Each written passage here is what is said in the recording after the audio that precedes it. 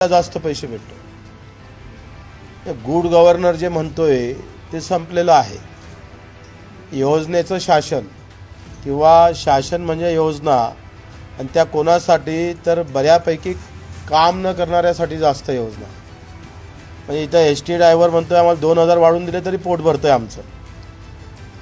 त्याला 2000 वाढून द्यायची ताकद सरकार ठेवत नाही आणि 1500 रुपये लेट लाडकी म्हणून जाहीर करतं। अशा पद्धतीचं जे काही चाललेलं आहे त्याच्या विरोधात आमचं असं म्हणणं आहे का दुधाला भाव द्या, शेतीमालाला भाव द्या, त्या कामगाराला मजुरी द्या, जे काही चालक असेल त्याच्या संदर्भात काहीतरी नवीन धोरण घ्या। कष्ट करणाऱ्यासाठी एखादी योजना असली पाहिजे ना। पैसे नसेल तर मी त्यांना चांगला सुझाव दिलेला आहे। मुंबईला राज्यपालाचा बंगला 40 एकरावर आहे आणि राज्यपालाला 40 एकर कशाला पाहिजे? ते जरी विकलं तर एखादा लाख कोटी भेटते।